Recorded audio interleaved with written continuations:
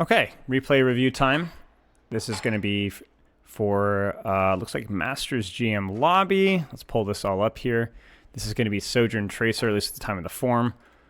So obviously we'll quickly skim through the form here because it is a replay review here. And we'll find out if there's anything relevant to what we're looking at here.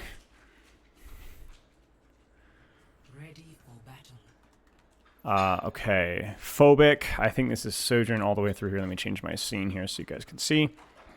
Sojourn, probably Sojourn all the way through, I guess. Yeah, so it's going to be Sojourn all the way through. This is going to be Masters, Sojourn. Let's look at the rest of the form here. Playing around 6 hours per week. Okay, hoping on what I can do to get to the next level. I feel like understanding is lacking. I want to improve as a collegiate player. And the game would be sent as a collegiate game or scrimmage. And then looking at the message here, I forgot the score of the match, but it is closer to a normal game on the most common map we play, Masters GM Lobby. And okay, sounds good. So this will be a Masters Lobby, and we'll go from there. Key thing with Sojourn is about what angle you're taking initially to apply as much neutral pressure as you possibly can and to accelerate your rail charge. That is also a consequence of what the map gives you. So for example, like we'll start here, disruptor shot, spam, spam, spam, spam, spam. That's fine.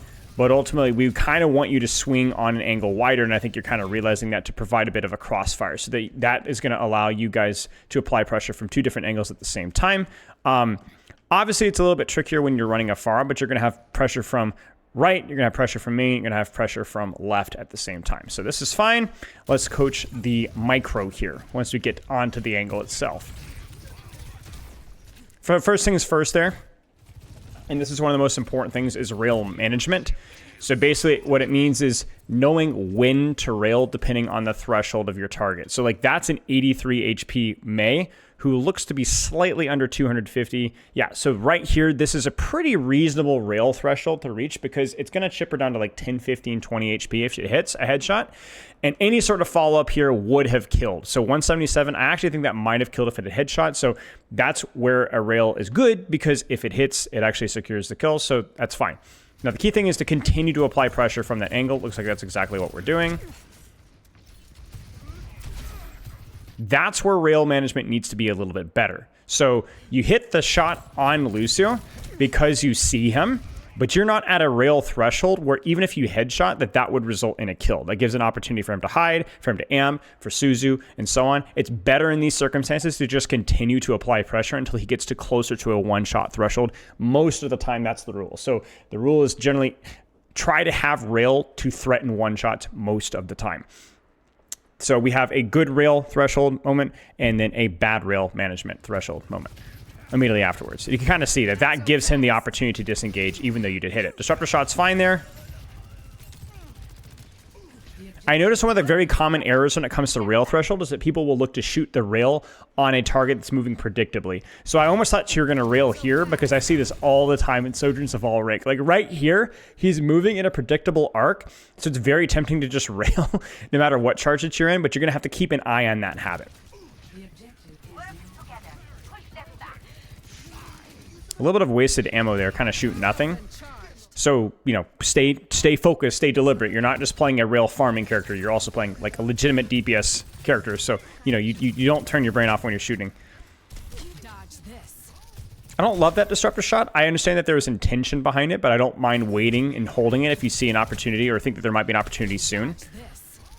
So just kind of walking forward here. I don't like that rail either, because even if it chunks a little bit of his HP, you're running the risk of as you walk forward right now, you won't have rail. And then there you go. There's your opportunity right here. So the rule with rail is like, it's so important that you manage that better than what you're doing right now.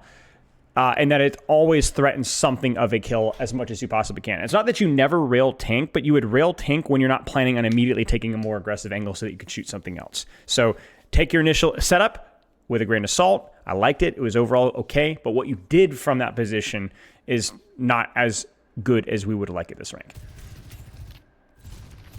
Sure. Don't think you necessarily need to just slide away here, but this is okay. I like this rotation. If you're going to slide away, rotate instead. It's good. Rail was okay there because they were about to disengage entirely. So if they're about to completely disengage and you only got one shot, it's okay. I like this setup. You just keep shooting. Threshold. There it is. You can walk here because you have slide and disruptor shot, and then just slide out as necessary. I don't like the blind disruptor shot, and then I don't sliding in after you've used disruptor shot. So there needs to be a little bit more deliberation with how you're using disruptor shot. There's a lot of these kind of like, oh no, I need to throw it out, and then you immediately take space afterwards. If you're going to take space, whether through walking or sliding, do not use disruptor shot. You will have a better sightline or a better angle for it within moments. Okay, let's keep going. Oh dear. Oh yeah, see, I forgot. Shoot, I forgot. Okay, so we're gonna have to pause for a second here because the scrim codes still have the replay viewer bug. So we're going to relaunch. So yeah, I think the key thing we're looking at right now is rail thresholds. Like, when are we throwing out rail? Does it actually matter if we hit the rail that much? Would it be better to hold the rail and actually have a kill threshold? And then being a little bit more deliberate with our disruptor shots, especially when we're looking to take space initially afterwards. I think the angles themselves have been relatively okay. To be fair, this doesn't really demand a whole lot of creativity with the map that you're playing. And it's probably a map that, as you said in the forum, you've played a great deal. But that being said, it's still good. So we'll keep going here, and then we will do our best to not skip around, although I'm going to have to skip forward a little bit, so I hope it doesn't crash here. Yeah, lead gen. Cross your fingers. Ready for battle. Okay. So no skipping. So we're just going to kind of have to 2 times it from here. Do. It's one of the mistakes they used to see with Juno players when she was new, where they would torpedo and then ult, and it's like, mate, you can save the torpedoes for when you're gonna when you know you're gonna actively do something proactive, right? And I think that's whether it's rail or disruptor shot, those things can greatly complement a more aggressive angle. Whereas something like this is the angle that you're looking to hold and apply pressure from, and so this is a great disruptor shot. Like, this is a lot of pressure because you're not planning on doing something more proactive than what you're doing right now, and it's just freaking good. You can see people, it hits people, it zones people. And I don't like that rail. I don't like that rail. We're not going to be able to go back and see it because of the replay viewer bug. But if you were going to shoot the rail there, you would need to actively take the time to aim at the head. If you don't have time to aim at the head because high noon is scaring you, then hold the rail. Then, this situation here, you can actually pose some sort of a threat instead of being basically at 0 charge. Also, don't like the way that you disengage that. When you disengage from an angle to a different setup, you need to disengage to a different angle, not just disengage all as a group, unless they're looking to fully speed out. You guys are looking to take the fight on point, in which case, slide out to here, and then maybe still clutch the fight. If you die, who cares? At least you gave it an opportunity here. So when it's kind of like a fighting withdrawal. So like, okay, we're not fighting with angles here, so let's disengage as a team, and then slide out to a different off angle, or slide out to a different off angle, so you set up in a good position. The only time you'd ever want to group up in a disengage is if you're looking to fully disengage the point entirely, which I think kind of becomes the play here, but I don't know if that was by design. So I'll admit ignorance here. I don't know what was communicated, but we'll keep an eye on that one. This is fine. That sucks. It sucks because it's, again, poorly timed. It's a decent disruptor shot, but any pressure that you put out right now isn't super impactful because your Ramatra is still walking forward. If you waited to do that exact same disruptor shot now, this would be of use as the zoning would allow your tank to walk out of the choke. It's the same reason why what your Farah did was really stupid, not because taking an angle and coast is bad as Farah. In fact, she actually got a kill. It's the fact that whatever response that you forced is not something that your team can capitalize off of. And that's why in disruptor shot timing is so important. When you disruptor shotted here, it was a similar like spamming it down choke situation, but it was done in response to them walking into your team. So it was really, really disrupting, and that's the key thing. The irony is the very name itself tells you how to use it. You need to disrupt, but it's only disruptive if it's something that your team is capitalizing off of right now. This ends now. It's fine. Careful. Always be careful of sliding into Brawl Ultimates. Always be careful of sliding into Brawl Ultimates. If you're not sure how to retake into Brawl Ultimates as Sojourn, then that's something, a conversation you need to have with your team as a whole. So for example, like right now, you guys only had Beat. They had Flux, they had Blizzard, they had beat as well. And honestly, they were kind of close to Kitsune as well. So the way that you guys retook this was really bad. So this is for you specifically. Flank here. With support or without support, open your angle here, force a spread, disengage if they push you, but pull them apart from the seams so that there's not as much resource applied on main. I know you're thinking, oh, but we're playing Ram versus Sig. Doesn't matter. They have map control. They have significant brawl ult advantage. So how you approach the fights is different. You don't need to open up deep angles if you guys had Blizzard, Beat, and Flux yourself. If you guys had Ram ult and Beat and Kitsune, then you could take this fight toe to toe. You cannot. You have to open up for your advantages, which were Barrage and Sojourn ult, which are things that you should open up from different off angles. So here, this retake here, that you guys are freaking screwed. You guys are freaking screwed. And that's a good point for you is to, we're blaming your team here, but this is where you can take responsibility for your own setup, depending on the ult game. If you're talking about an ult game where you guys have the short range advantage, you could still take an off angle, but you don't have to go for any crazy flanks.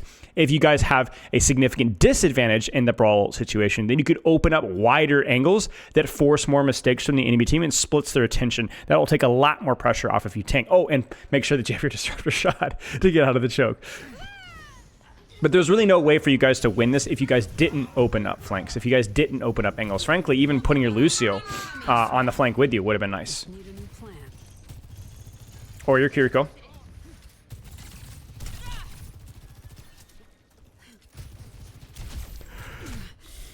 Threshold, right? He's still just a little too high for a headshot to matter here. He'll disengage too fast. The reason why that's the case is because of two things. Number one, you have a projectile weapon. So if you follow a rail with damage afterwards, you're not necessarily likely to be able to finish the kill before they can disengage, especially in longer distances. The other reason why, and even more important, is the fact that there's a natural delay post-rail. It's a part of her hero design where it's designed to feel impactful, like bam, big rail, right? But that delay means that you give them the opportunity to disengage before you're able to land follow-up damage. So even if you had a hit scan weapon, not a projectile weapon, rail threshold timing would still be unbelievably important. Now, it's not a hard rule all the time. You're not a bronze player, so I can give you the context about when it might be acceptable. If there's any sort of guaranteed follow-up and you see an opportunity for like basically a really easy shot, even if they're full, go for it. Like if you looked at this situation here, again, I can't zoom back because of the replay code bug, but if you looked at that here and you're like, I wanted to rail him because I thought my follower could follow up and I thought that my window to hit him was tiny, that's fine. That's understandable. But you notice that as soon as you railed, you then look to take an aggressive position. Maybe having 100 rail here would be more important. You see, when you build rail, it's not just about looking for a pick on backline. It's also the insurance that allows you taking space to actually function, right? Sojourn is what we call a situational duelist. There's a lot of situational duelists in Overwatch, but Sojourn's one of the most situational of all duelists, where she's really strong at fighting with an asterisk. Characters like Cassidy are cooldown reliant to an extent, but he's much more consistent at, he's always going to be dangerous. Characters like Tracer are cooldown reliant technically, but the rate that they get their cooldowns is so fast that they're generally a little bit more consistent. Characters like you, if you don't have rail, you're cheeks. You're just not good. You're just not all that good. Now you have your disruptor shot, but you are less likely to feel confident taking an angle if you don't have a rail for it. So not just study your rail threshold when and where is the risk worth it, but maybe you shouldn't be going for that at all if you're looking to immediately take space afterwards. Case in point. I also really don't like how your team is taking space here. You guys are cheating on left. At this point, you should probably just linger back and harass the Sigma. Yeah, this is fine. I think it was because you guys were looking to beat engage, and then you kind of got ahead of your team, so maybe that's something to keep an eye on. Just be careful.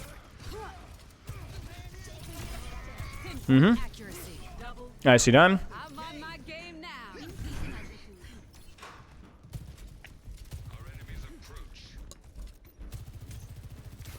Again, another moment where a disruptor shot, once they actually cross, is fine because you're... Yes, but not this one. Not quite this one. It's not bad, but it's not good either. It feels good, but they haven't committed here. So it's not disrupting anything outside of delaying. It's not delayer shot, it's disruptor shot, right? So let this... Now, they actually walk through it. Okay, so that's a... Okay, well, maybe it was calculated from you. In hindsight, this works, but probably would have generally avoided doing this until now, like waiting just a second longer. In hindsight, though, this is perfect. Like, let's be honest, this is perfect, but it's hindsight. We didn't have that expectation. Threshold there, not quite. I mean, it was close, but again, that needs to headshot. Open up your angle to right side, it's fine. Be deliberate with who you're aiming at, don't just be lazy. Shield, shield, shield, shield, that's fine. Ooh, not an angle. You do have rail and disruptor shot. But, oh my days, this is scary. I would definitely open up a flank here. So as your team pushes, your angle went from fighting on main, angling here, to fighting on choke, angling here, most likely. At least forcing them to give you respect off of this angle. This is not where you want to be. Yeah, see? Okay, yeah, see, this is why I need to like actually let things play out. But the key thing is that you notice that as these fights evolve, where you're angling changes quickly. And this is what makes Sojourn so good, is most hits can't change that angle that quickly. Really nicely done. Really nicely done. And again, you pushed aggressive with an 83 rail so that this can happen. Disruptor is obviously a little bit unfortunate. This is really good. You're preventing, you need to get out, but you're preventing that follow-up from onto your ram from happening. Without you on that angle, I think your Ramatra dies. A little bit of a weird rail there. Okay, so the angle is changed, so then you change your angle. Good stuff. If you had time here, I'd go back to the position. So if you had time here, I'd fall back to here, right? Oh, I don't know if I would try to mark this. I don't know if I'd try to mark this. I don't think you're the best character for it. I think it's much better to help your team hold the choke and trust somebody else to do it, because you, again, are a situational duelist. If you'd fallen back maybe with rail, maybe it could have worked, but that's not something that you generally want to do with Sojourn. Let them cap the point. You focus on winning the fight with your ultimate. If you're Tracer there, maybe it's fine. But no, not the play. So close, so close. Then I don't think you guys win this. It's actually a really good shot there, but yeah, it's not going to matter now. Okay, so main things to take away. Let your aggression with what angle that you're taking be complemented by disruptor shot rail whenever you can, please. Don't just blow your rail off of easy shots. Ask yourself whether there's people at an HP to where the threshold can actually work. Actually, this isn't a scrim code. Why is this bugging on? It must be some sort of lobby code that they're using. Regardless. Make sure that you are at least at the point where like they're at a threshold they're going to die, or maybe don't even use it at all and just look to take space with the rail, with the disruptor shot as a whole. Beyond that, I think being a little bit more deliberate with the timing of your disruptor shot, so the timing could be crucial. I think that's mostly it. 3, 2, 1. Okay. Teleport. Slide in. Disruptor shot here is fine. Again, it is a disruptor shot because it's actively disrupting. Now, if we want to talk micro here versus a composition like this, it's probably better to wait on your disruptor shot a little bit earlier so it doesn't get shielded or sucked. Take the space first, disruptor shot immediately afterwards so that you get yourself an opportunity. You know, forcing the shield to block disruptor shot is something, but obviously it would feel a lot better to get it right here. So yeah, just wait a little bit longer so you don't have to worry about shield. Threshold there felt a little off. I don't know if that would have mattered. We're going to swing right, it kind of looks like. I don't really know where we're swinging. We're just kind of holding space in the back. That threshold doesn't make any sense. Don't do that. Don't do that. He's at full HP behind a corner. Like, I would go back. Maybe his HP was lower than I thought. But he's also in a position where there really is no follow-up from your team. A rail here on Lucio, so much more impactful. So much more impactful. Heck, even Sigma might have died there with a disruptor shot. There's just a lot of just rails because I see a shot, which is leading to general pressure, but it's not actually leading to eliminations. So what's happening is you're putting out a lot of damage, and you're basically using rail as soon as you get it every single time, but nothing's dying. And that's the key thing, is you can force a cooldown here or there, but there needs to be a break point here, right? So unless there's no angle or vision to actually secure an elimination, you need to just hold the rail until you see something that might actually die. Like right now, you're going to rail Cassidy because he's out in the open, and follow-up damage is likely.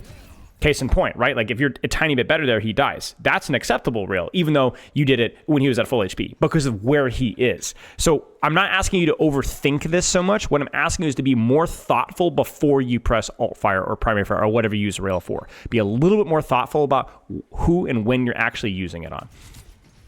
It's going to slow down your mechanics a little bit, and your mechanics might actually get worse, but this is a decision that you're going to need to put time into. Like even that, just shot deflect, right? Which is like fine, you're under a lot of pressure right now, but heck, a trade here would be huge. I'm not a fan of setbacks.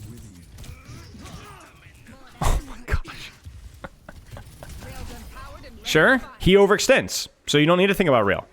Now, it's a little unfortunate because now you're sliding into an aggressive angle without rail, but that's a guideline. That's not a rule, right? Because you got to freaking kill. And now you got your disruptor shot, so let's use that, please. Wouldn't mind a disruptor shot to cut off the disengage. That disruptor shot was significantly less thoughtful, and so it completely misses. And then obviously you get poked and dove and so on. So obviously there's a couple of ways to look at this, being a little bit more thoughtful about the Genji that was still on the angle. That's number one priority. Number two is like, okay, fine, you died, but at least have a disruptor shot that actually is intentional here, right? This position was pretty good for the setup. You lost who your threats were, and then the disruptor shot felt more aimed for a general area and less intentional about where it was actually placed.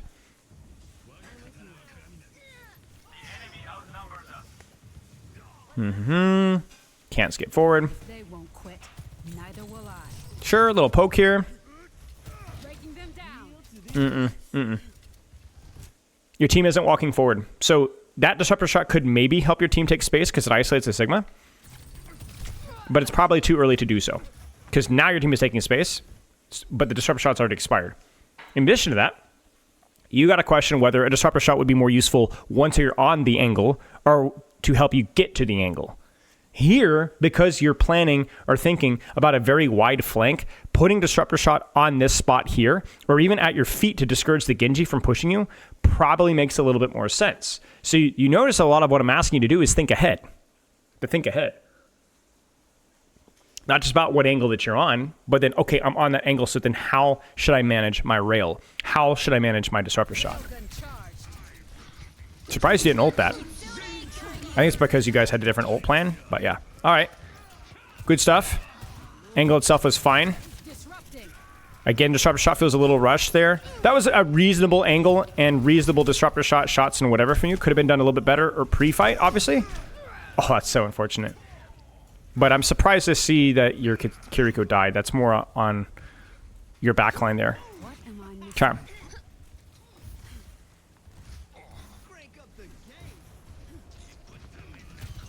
Let it rip. This ends now. Probably needed to be used sooner. So this was a situation where popping... Like, it's tricky because you guys... All right, so I'm going to critique y'all's ult plan first here.